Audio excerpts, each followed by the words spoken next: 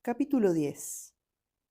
Cada mes, Natalie se encerraba en un cuarto al fondo de la casa, vigilada por la tía Encarna, con el niño en un brazo y la escopeta en el otro, la puerta asegurada con una cadena gruesa y un candado enorme. Sucedía que Natalie era la séptima hija varón en su familia, y las noches de luna llena se convertía en lobizona.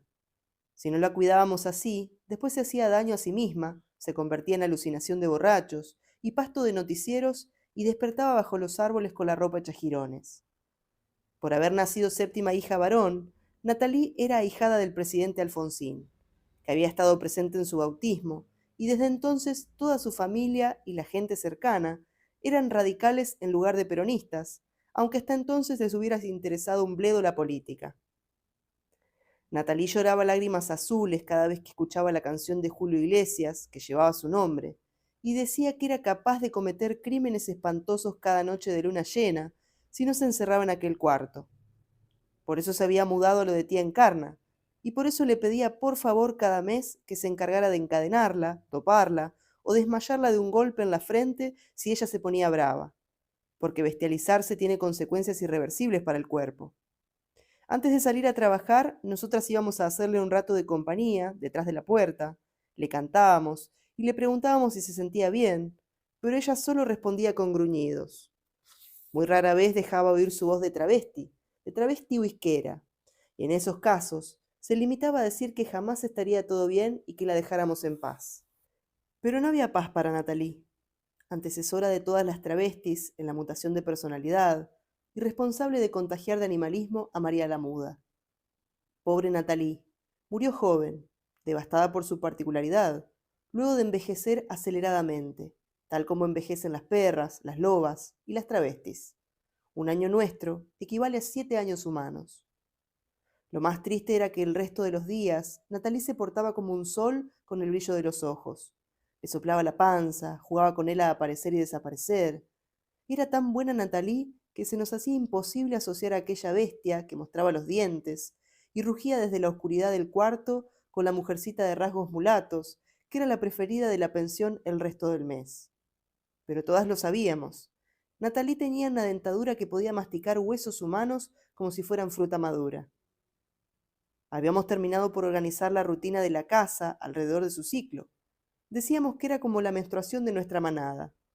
Nos regíamos por el ciclo de la luna, sabiendo que no podíamos distraernos, porque no podíamos fallarle a Natalie. Cada mes la veíamos morir cuando retornaba de su forma lobuna, cada vez salía más deteriorada de su encierro. No podíamos hacer nada por ella, aunque era la más valiente de todas las travestis que he conocido, porque era 2 veces loba, 2 veces bestia. En los últimos meses de Natalie, nos visitaban en el parque 2 hermanas travestis que vivían en los barrios altos de la ciudad y que en realidad se travestían de noche solamente. Durante el día mantenían la mascarada de varones. Eran niños ricos, niños bien. Donde fuera que estuviésemos, ellas se nos acercaban con toda su impunidad de clase, sus pasitos elegantes y falsamente tímidos, como de penitentes, hasta integrarse a aquel aquelarre de travestis que las recibía con desconfianza.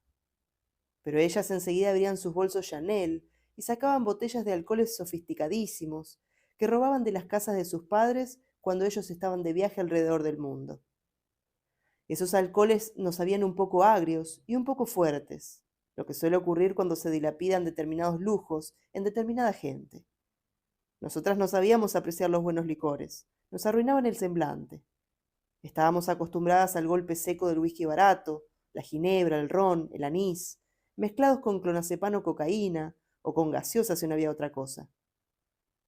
Toda nuestra ordinariez se ponía de relieve cuando ellas llegaban con sus licores caros y su piel lozana, sus maquillajes importados y sus pelucas de pelo natural, heredadas de sus tías, tan diferente de nuestras cabelleras secas como pelaje de perra. Las habíamos bautizado las cuervas, porque les gustaba juntarse con la carroña, pero en realidad intuíamos que estaban ahí por motivos que nunca íbamos a conocer. ¿Cómo imaginar qué era lo que motivaba a esas dos a acercarse a una manada tan complicada como la nuestra, formada por chicas de la calle, huidas de hogares que solo podían soportarse si nos desensibilizábamos hasta el punto de no ser sencillamente? Y ellas, en cambio, vestidas con las blusas elegantes de su madre, tocadas por el halo de la perfumería más exquisita, venían a recordarnos la miseria de nuestras raíces, el plástico de nuestros manteles, la debilidad amarilla de nuestros muebles de pino, lo grasosas que eran esas colchas que habían cubierto a todos nuestros antepasados antes de cubrir nuestros cuerpos. Desconfiábamos doblemente de ellas por su vida de varones. No voy a mentir, muchas de nosotras retornábamos a veces a nuestro aspecto masculino. Emprendíamos ese regreso por el camino de la vergüenza, nos metíamos en nuestro cuerpo antiguo, en la imagen negada y a veces hasta odiada. Y las cuervas traían consigo ese aura de varón que nos revolvía el estómago de solo tenerla cerca. No era solo el hecho de no salir del armario, era que no salían por mera comodidad. Su comodidad dejaba en evidencia nuestra incomodidad. Nosotras no habíamos tenido nunca la oportunidad de escondernos en el armario. Nosotras habíamos nacido ya expulsadas del armario, esclavas de nuestra apariencia. Por eso las odiábamos, en el fondo. Y por eso nos odiaban ellas a nosotras. Por precisarnos, por serles absolutamente necesarias, para recordarles sus privilegios. Aunque llegaran con regalos, aunque condescendieran a obsequiarnos los perfumes que a su madre no les parecían suficientemente finos, o ropa de marca muy usada ya, o carteras rotas que habían tenido pasados esplendorosos. Con esas obras establecían la distancia que nos separaba de ellas, aunque dijeran una y otra vez que querían ser como nosotras. Nos imitaban, pero eran incapaces de superar los obstáculos de clase. Hablaban nuestra lengua, porque por supuesto hablaban varios idiomas. Imitaban nuestro andar y cogían con nuestros clientes, pero no les cobraban. Lo hacían porque podían darse el gusto, porque no necesitaban ser mercancía. Simplemente jugaban a vivir una vida que no les era propia. Y claro, con esa presencia que derrochaba glamour, a muchas de nosotras se nos subieron a la cabeza las aspiraciones, las pretensiones. María la Muda quiso vestirse como ellas y un día entró a comprar ropa en una tienda de moda del centro. Las vendedoras se asustaron como si hubieran visto un muerto. Flaca, negra, con los brazos cubiertos de esos canutillos de plumas y su lenguaje de mugidos. Por favor, que no se malinterprete. Era una escena de pesadilla para esas empleaduchas tilingas de 3x4. La pobre María solo estaba tratando de entrar en otro mundo, tal cual como las cuervas entraban en el nuestro cada vez que querían. Pero esa operación al revés era inaceptable. Las vendedoras se rieron escandalizadas y hostiles, llamaron al guardia de seguridad y echaron a los empujones a María, que nunca más, hasta que fue pájaro, intentó cagar más alto que el culo. La tía Encarna, que tenía una lucidez animal, reaccionaba a la presencia de las cuervas mucho más fríamente que el resto de nosotras, y poco a poco nos fue enseñando a ver realmente a esas dos extrañas que cuchicheaban a nuestras espaldas, que tenían para todo una respuesta obvia, que si nos cruzaban de día por la calle fingían necesitar urgentemente algo de sus mochilas, para no tener que cruzar la mirada con nosotras, que llegaban al parque en el auto que les había regalado su papá, pero lo estacionaban a conveniente distancia, que opinaban que las travestis no teníamos visión de futuro, y les bastaba un gesto para dejar en evidencia nuestro mal gusto. Esas dos extrañas, como bien decía la tía Encarna, tenían algo muerto en la mirada, algo que nos decía que no sabían perder, que nadie se los había inculcado en su crianza. Solo les interesaba ganar, aprovecharse. Estaban con nosotras porque era la única manera que concebían de sentirse mujeres sin correr riesgos. Pero se delataban igual, con el brillo de los ojos, por ejemplo. Decían cosas hirientes sobre él con una ingenuidad que no tenían. Yo no les creía cuando se hacían las sopas y María tampoco. Después del episodio de la tienda en el centro, María les tenía más tirria que la tía Encarna incluso. En el último cumpleaños de Natalie, les volcó un balde de clericó encima de sus vestidos caros y sin gracia, que las hacían parecer dos solteronas oligarcas que salían juntas para no morirse solas. Ellas armaron un escándalo, la trataron de india de mierda.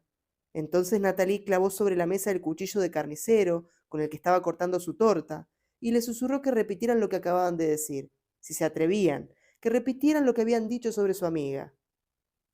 Ladinas como eran, ellas se excusaron al instante con sus modales de oligarcas. Dijeron que éramos todas de igual de indias, que nadie podía ofenderse con las demás cuando estábamos entre amigas. A mí me había parecido peligroso dejar que conocieran al brillo, pero la tía Encarna tenía las herramientas y los contactos para impedirles cualquier tramoya que se les ocurriera. Un día, medio en broma, medio en serio, Les había dicho que si alguna vez la traicionaban con el temita de su hijo adoptivo, ella conocía bien la dirección de su casa y era perfectamente capaz no solo de incendiarla, sino de hacerle saber a toda Córdoba que ellas se travestían y hacían la calle con nosotras en el parque. Lo dijo mirándola a los ojos y sonriendo, un recurso que la tía usaba mucho cuando trataba con ellas. A ver, ¿qué se pierde si yo prendo fuego las mansiones de toda la gente como ustedes? Las familias fundadoras, las nobles familias, que dejan gotear menudencias de sus riquezas sobre el resto de las no tan nobles familias. ¿Qué se pierde y qué se gana? Preguntó al aire, pero con los ojos clavados en las pupilas de ambas cuervas. Y nosotras nos reímos pero nos preocupamos también, porque sabíamos que aquella amenaza era más que cierta, pero no estábamos seguras de que esas burguesitas lo supieran, porque por muy esplendorosas que fueran, por dentro tenían todas las luces apagadas.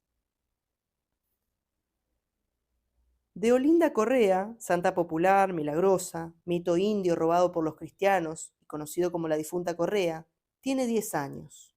Es huérfana de madre. Está sola en su casa en medio del campo, se acuesta a dormir. La vida es inmensa y ajena. Su padre vuelve borracho.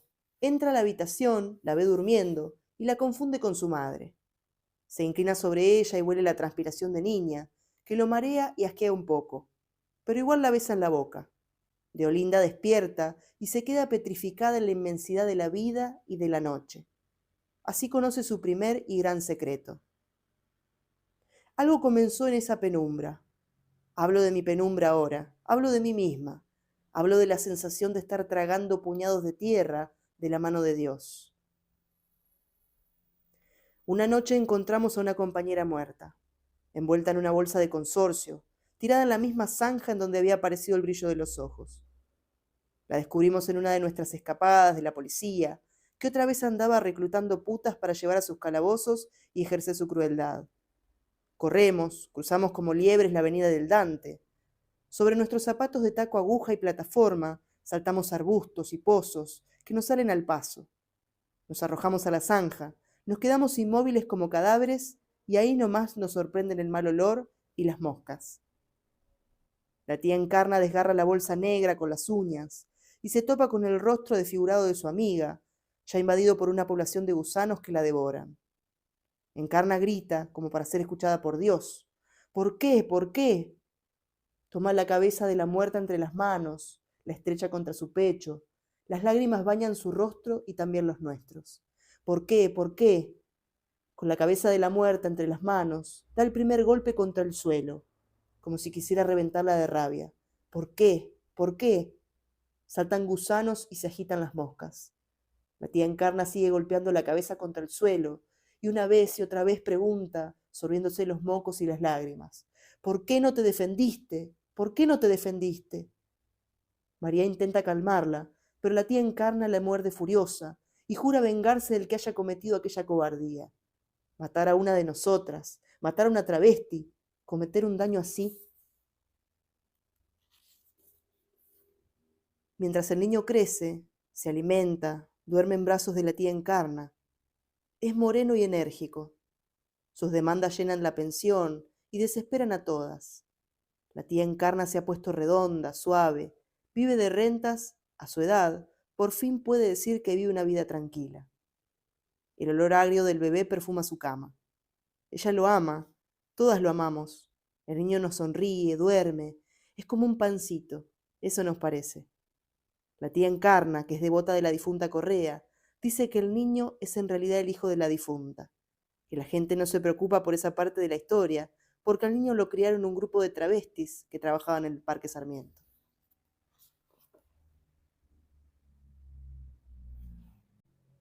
Capítulo 11. Sandra es la travesti más melancólica de la manada. A menudo hay que consolarla porque se pone triste por cualquier pavada. ¿Qué es esa fascinación por la tristeza que tanto la subyuga? Para nosotras es inaceptable dejarse ganar por la tristeza. Creemos que es un error. Es cierto que hay que ser de piedra para no entrar en la tristeza, pero ella tiene una tristeza que no se va nunca. Esa clase de tristeza que cruza fronteras, que se te infiltra siempre en el ánimo, que te transporta débil como la brisa, paso a paso. Sandra llora delante de un cliente. El cliente se enoja y le pega con el revés de la mano. El mal tino del golpe lastima el rostro de Sandra. Su rostro se contrae de tristeza. El novio la golpea también, en la boca del estómago, por dejarse lastimar, por andar siempre a la luna. La tristeza de Sandra la obligaba a vivir con la violencia. ¿Cuántas veces se ha escrito aquí esa palabra? Yo también he cruzado errática la ciudad, sin saber qué hacer, a dónde esconderme. Porque el amor no llega. La juventud se me escurre entre los dedos y el amor no llega. Sufro por eso, sufro también por el rechazo. Pero la falta de amor es peor. La solución, 30 pastillas, unos anticonvulsivos y una carta a mis padres. Cuando siento que me abandonan la fuerza de existir tal y como la conocemos, algo en mí pide ayuda a mis vecinas de la pensión. El aliento para resistir, pienso, porque atrás de la debilidad está la muerte. Qué cobarde, qué prostituta negra y cobarde, qué espanto la cobardía, y qué cierto también ese grito oído desde adentro, el cuerpo que no está preparado para morir. Nunca más volveré a tener la determinación de interrumpirlo todo. Ahora solo es el suave desear morir, de tanto en tanto, con una languidez burguesa que me llena de vergüenza. Las travestis se ahorcan, las travestis se abren las venas, las travestis padecen más allá de la muerte, las miradas de los curiosos, los interrogatorios de la policía, los murmullos de los vecinos, sobre la sangre aún tibia y cremosa que unta la cama. Sandra se compadecía de otra mujer que había en el parque, la linchera que vivía debajo del Banco Provincia, en la bajada Pucará, la crota de los perros y las lanas, y las horas de contemplación, desde el lugar privilegiado donde había sentado su caparazón, porque ese lugar donde había puesto su carpa amarilla y violeta le permitía contemplar la muerte del sol en el oeste, mientras fumaba su pipa y le daba de comer a sus perras, apoyada en el carro con el que se ayudaba a caminar, pues la gordura le había embotado las piernas. Silvia, la diabética, la madre de las perras y amiga de las travestis. La mujer que íbamos a visitar cada mañana cuando le amputaron las piernas por la diabetes. Nuestros tacones hacían vibrar los vidrios del hospital. Los doctores nos agradecían nuestros colores, nuestras joyas falsas, nuestros perfumes buscones, la dosis de gracia que ofrecíamos a los pacientes que decían lentamente adiós en la quietud de su agonía. La internación de la crota Silvia había sido providencial, cuando un infarto casi la lleva en brazos al otro barrio. Si no hubiera sido porque a Sandra se le ocurrió pasar a verla, por su carpa a las 3 de la mañana, con una botella de vino, se moría ahí mismo. Pero se hubiese salvado de perder las piernas. A la tía Silvia le gustaba contarnos cómo había renunciado a todo, cómo se había hartado de todo, pero ya no. Murió de neumonía el mismo invierno en que le amputaron las piernas. Un virus intrahospitalario, dijeron. Cuando fuimos a visitarla una mañana, nos enteramos de la noticia. Fue como si tomara la decisión de morirse dentro del hospital mientras se recuperaba. Entre los silbidos que soltaba su pecho y el burbujeo sanguinolento de su tos, pidió por sus perras. Le dijo a las enfermeras que nos avisaran, que les conservásemos aquel lugar, que le armáramos una cama caliente y le dejásemos agua y comida todos los días. Cumplimos con nuestra palabra, cuidamos a sus perras todo lo que pudimos. Se acoplaron a nosotras con naturalidad, a pesar de la orfandad.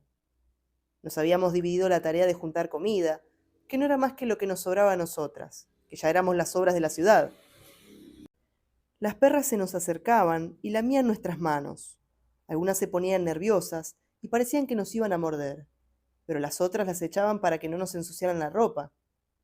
Muchas veces nos salvaron de una paliza. Aparecían de la nada en cuanto el aire se tensaba. Y así como aparecían, regresaban a donde había estado la carpa de la mujer que les había dado asilo. Cada tanto tenían cachorros, que terminaban yéndose después de beber su leche. Con el fin del invierno, la tía Encarna había comenzado un juego peligroso. Todas lo advertimos, pero su determinación es brava y nos amedrenta. No sabemos cómo decirle sin disgustarla que no es buena idea exponerse delante de todo el barrio a plena luz. Encarna sale a comprar víveres con el niño en un cochecito.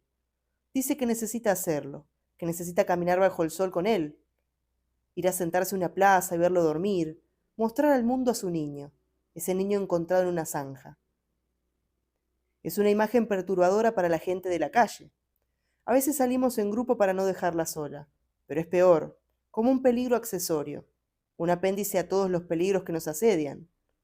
Los hombres miran muy extraño a la tía Encarna y las mujeres la miran peor.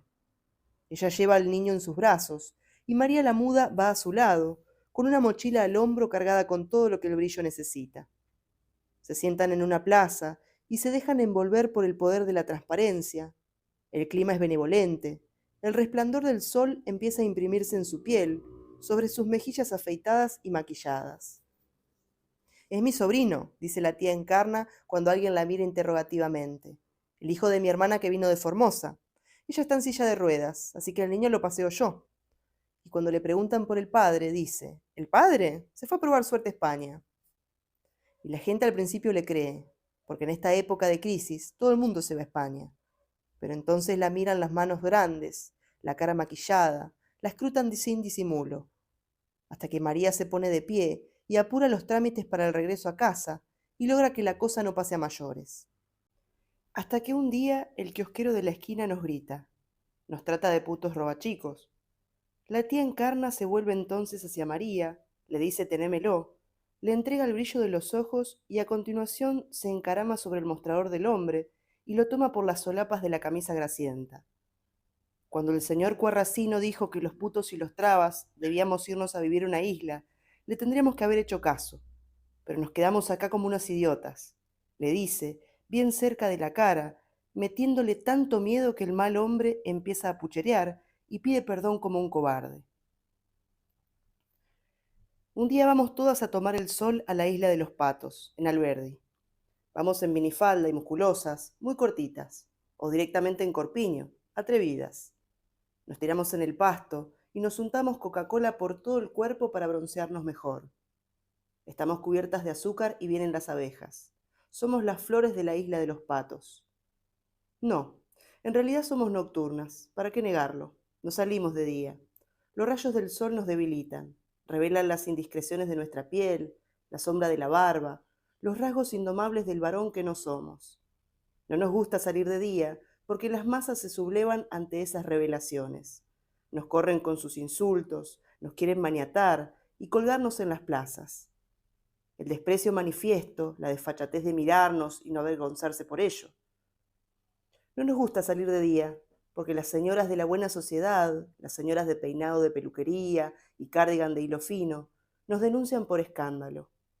Nos señalan con sus dedos de arpías y nos convierten en estatuas de sal, prontas al desmoronamiento, a la avalancha de nuestras células desperdigadas como perlas de un collar arrancado de golpe.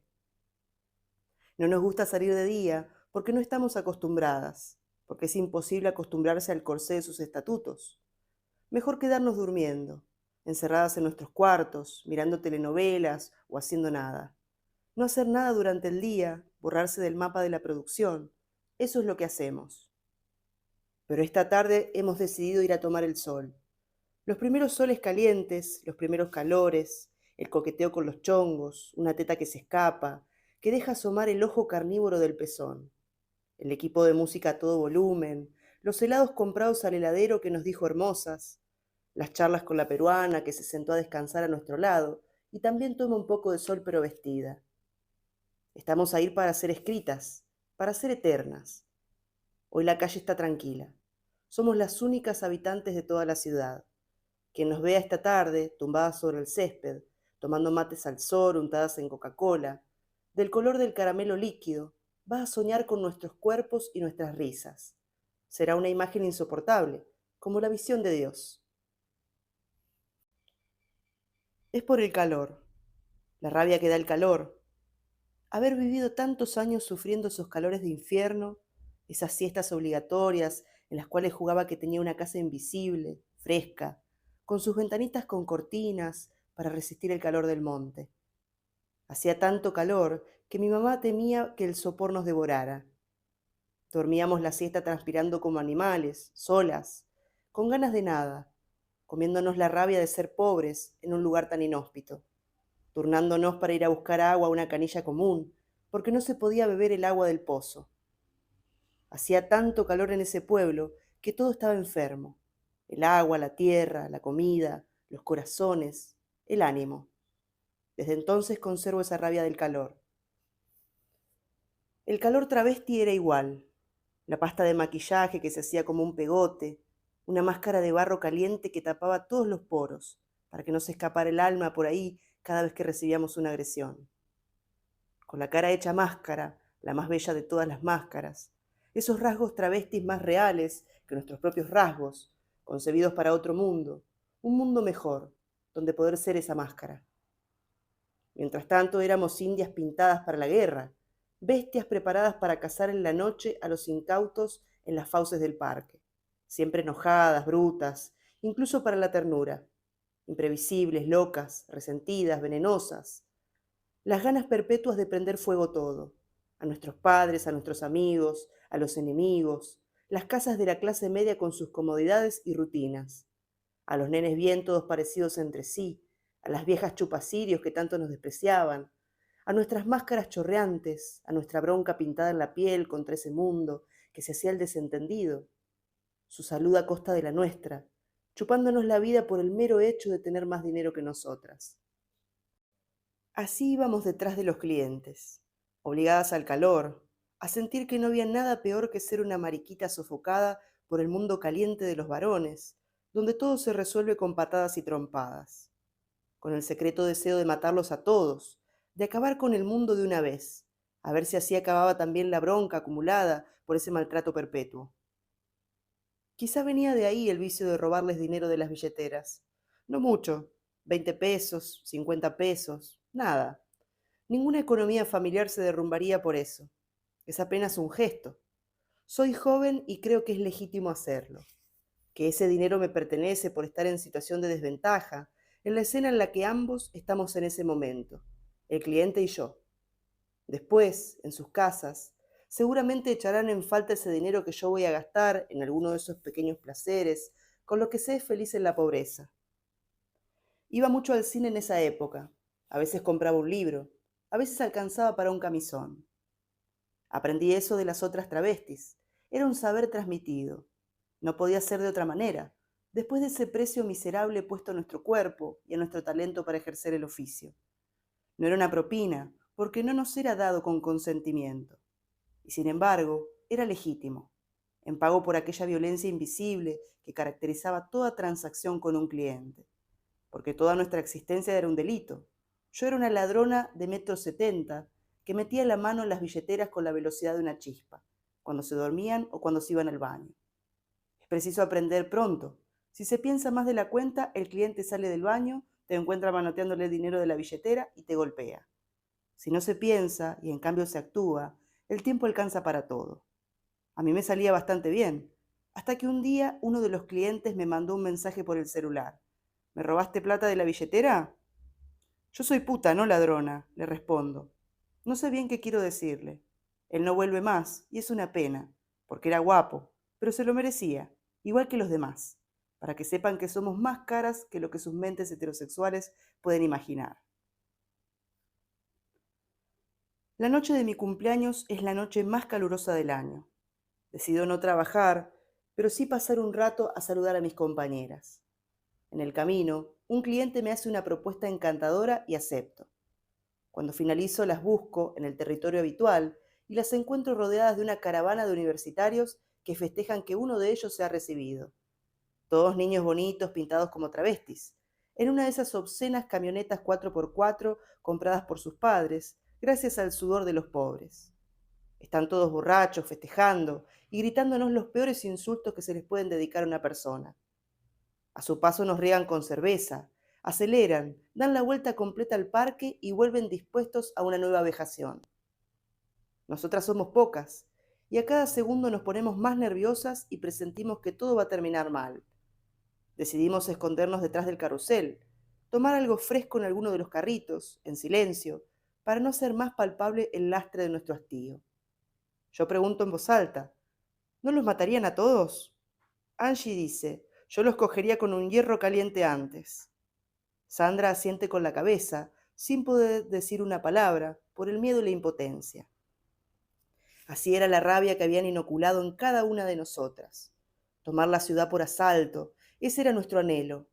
terminar de una vez con todo aquel mundo, fuera de nuestro mundo, el mundo legítimo, envenenarles la comida, destrozar sus jardines de césped bien cortado, hervir el agua de sus piscinas, destrozar a mazazos esas camionetas de mierda, arrancarles del cuello esas cadenas de oro, tomar sus preciosas caras de gente bien alimentada y rayarlas contra el pavimento hasta dejarlos expuestos los huesos. Me pregunto qué habría pasado si en vez de mandar la rabia a lo más hondo de nuestra alma travesti, nos hubiéramos organizado. ¿Qué pasó, en cambio? ¿A dónde nos llevó tragarnos el veneno? A morir jóvenes. Porque salvo en esos súbitos y rabiosos estallidos fratricidas, las travestis no matábamos ni una mosca. Desde que pisé por primera vez la casa de la tía Encarna, pensé que era el paraíso, acostumbrada como estaba a ocultar siempre mi verdadera identidad en las pensiones en que vivía, a sufrir como una perra con el pingo estrangulado, en una de las bombachas siempre un talle más chico. En aquella casita rosa, en cambio, las travestis paseaban desnudas por el patio, que rebalsaba de plantas y se hablaba con toda naturalidad de las consecuencias del aceite de silicona, se confesaban entre risas los sueños inconfesables, se mostraban los moretones de las noches de guerra, el mate con la bombilla manchada de lápiz labial, el olor a sobaco mezclado con perfume, las novelas brasileras siempre en la televisión, los recuerdos de infancias diezmadas que dejaban los corazones expuestos, como recién nacidos desnudos bajo la helada. Más de una se retiraba de pronto con la garganta estrangulada y solo reaparecía vestida y lista, a la hora de ir a pecar. Una tarde, cuando recién las conocía, estábamos tomando unos mates a las risotadas. Ellas me aconsejaban trucos para tapar la barba con jabón blanco, qué hormonas debía tomar, dónde era más seguro inyectarse aceite de avión, y de repente se abrió la puerta de calle de golpe y entraron unas travestis fuertes, como amazonas, cargando a una compañera ensangrentada.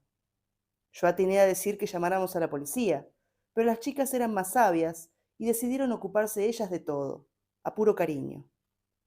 El novio de la golpeada se había enterado de que era cero positiva y de que le había contagiado el bicho, así que se descargó con ella hasta dejarla inconsciente. Debajo de la sangre y los moretones y los dientes rotos, había una muchacha hermosa. Yo la conocía. Venía del mismo valle de donde venía yo, pero estaba muy deteriorada. El novio le había pegado mucho. La cara era un destrozo, le sangraban los oídos, casi no podía respirar, porque tenía varias costillas rotas y unos temblores y convulsiones que metían miedo. Las travestis lloraban mientras la curaban.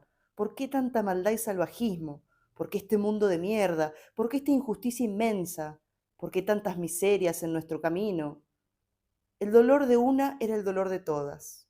Llorábamos como plañideras mal pagas, mientras tratábamos de limpiar con alcohol iodado lo que podía limpiarse, cuando entró la machi travesti, a quien se le atribuía el poder de resucitar a las moribundas con su magia negra, aprendida en Brasil. Era una travesti de pelo ralo, incapaz de adecentar el desorden de su apariencia, pero era tan dura que podríamos haber traspasado los muros de la catedral usándola como topadora. La machi nos hizo a un lado, mientras nuestra amiga agonizaba por culpa de aquella paliza.